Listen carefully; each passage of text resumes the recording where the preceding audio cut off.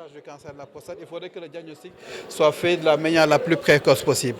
Parce que lorsque le cancer est diagnostiqué tôt, la personne peut en guérir. Et les moyens pour traiter ces personnes-là pour qu'elles guérissent, ces moyens-là existent ici au Sénégal.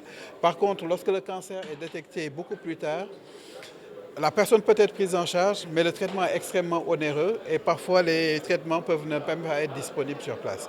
Et donc l'objectif, parce que jusqu'à aujourd'hui, le cancer de la prostate est encore détecté trop tard au Sénégal. Parce que des chiffres qui ont été donnés tout à l'heure montrent qu'il y a à peu près 20% de cancers qui sont détectés de manière précoce et qui sont donc justiciables d'un traitement radical, c'est-à-dire d'un traitement curatif, un traitement qui permet de guérir la personne. Mais on a encore 80% de patients qui sont détectés à un stade qu'on va dire localement avancé, c'est-à-dire un peu, peut-être pas métastatique, pas très très avancé, mais ou alors carrément métastatique. Et à ce moment-là, les possibilités de traitement existent, mais sont onéreuses et donc et cela peut impacter un peu sur la survie du patient et même sur son bien-être sur le long terme. On a beaucoup parlé des cancers féminins, mais il faut savoir qu'il y a des cancers qui sont spécifiques aux hommes. Et ces cancers spécifiques aux hommes nécessitent également une prise en charge et surtout une bonne sensibilisation. Et là, si on fait appel aux autorités, c'est que, comme je l'ai dit tout à l'heure, pour les formes avancées de cancer, les coûts de traitement sont extrêmement élevés. Et si jamais nous n'avons pas une participation de l'État pour qu'une subvention pour que les coûts de ces traitements soient abaissés, ce sera difficile de prendre en charge certains de nos patients. Même si des efforts sont faits, parce que comme je l'ai dit lors d'autres interventions, nous avons une volonté politique qui est là, mais il faut qu'elle soit traduite par des actes. Parce que nous avons eu des rencontres avec le ministère de la Santé, nous avons eu des contacts avec la pharmacie nationale d'approvisionnement. Il y a une volonté réelle qui est là, mais nous attendons quelque chose de concret pour que de manière formelle, que nous puissions, même si le traitement n'est pas gratuit pour les hommes, mais en tout cas qu'il soit réduit pour une meilleure prise en charge. Parce que la plupart des patients sont âgés et ce sont des patients qui ne sont plus en activité sur le plan professionnel. Ce sont des patients qui sont pour la plupart retraités et dont le pouvoir d'achat est relativement faible.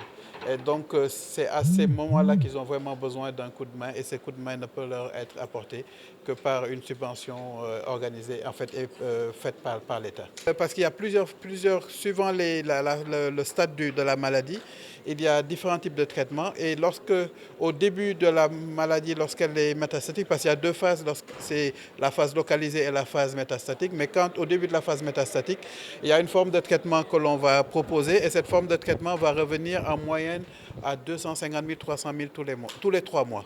Mais ce traitement-là peut rester efficace pendant une période, mais à un moment, il y a ce qu'on appelle un échappement sur le plan thérapeutique et donc ce traitement ne sera plus efficace. Et là, on va avoir recours à un autre type de traitement. Et ce type de traitement-là est extrêmement onéreux. C'est de l'ordre de 800 000, 1 million ou même beaucoup plus tous les mois. Donc, il y a des pertes de vue volontaires parce qu'effectivement, lorsque la personne n'a pas les moyens de se prendre en charge, qu'elle n'a pas de couverture qui lui permette d'acheter ses médicaments, lorsque cette personne-là parfois a été prise en charge, parce qu'il y a des associations comme la LISCA qui prennent en charge certains de ces patients et qui arrivent donc à leur procurer ces médicaments-là, mais la LISCA aussi a aussi des limites. Elle prend en charge énormément de patients et à un certain moment, il y a peut-être des problèmes de budget qui font qu'ils ne peuvent plus suivre. Et donc ces patients-là ne pouvant plus être traités, ne veulent pas être une charge pour leur famille, vont se retirer tout simplement. Et soyez certains qu'un patient qui a un cancer de la prostate qui ne se fait pas traiter, l'issue sera inéluctablement fatale. Et dans des conditions de souffrance qui seront assez fortes. J'adhère à ce plaidoyer parce que je pense que la LISCA, ce n'est pas uniquement le cancer des femmes, c'est tous les cancers, aussi bien les hommes, que les enfants que les femmes. Et moi, j'adhère parce que la LISCA prend en compte les hommes qui sont atteints de cancer et nous savons que c'est assez coûteux. Donc le diagnostic, il est coûteux. Il faudra que l'État prenne en compte la prise en charge du cancer. Pour cela, nous avons fait des discussions. Maintenant, il faudrait qu'il le matérialise. La réduction du diagnostic est assez coûteux. Quand un malade doit faire l'IRM, il faut 200 000 à 250 000, un scanner, un bilan sanguin, un dosage hormonal, tout ça, c'est assez coûteux. Ce n'est pas à la bourse d'un homme qui est à la retraite, déjà.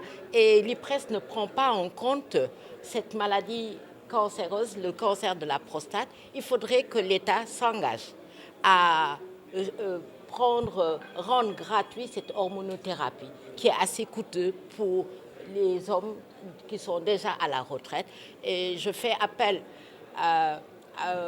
au président de la République, son Excellence Bassirou Diomaye Faye, de mettre quelques milliards dans la prise en charge des cancers masculins, parce que déjà son prédécesseur avait mis 1,5 milliard pour la prise en charge des cancers gynécologiques. Je pense qu'il peut faire de même et on verra s'ils vont faire quelque chose, parce qu'on lui demande de faire quelque chose pour aider ces hommes démunis.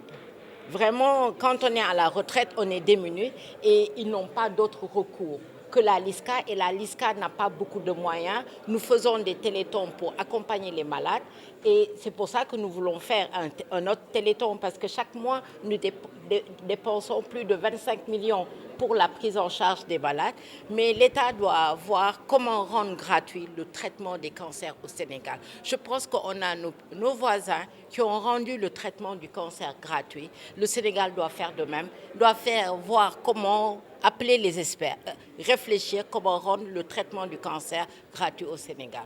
D'autant plus que la population cancéreuse n'est pas si élevée que ça. Donc on peut faire des efforts. Si on rajoute un autre milliard au 1,5 milliard, les hommes vont se traiter gratuitement, et il faudrait qu'on finance le plan cancer, le plan national contre le cancer, qui prend en charge toute cette problématique.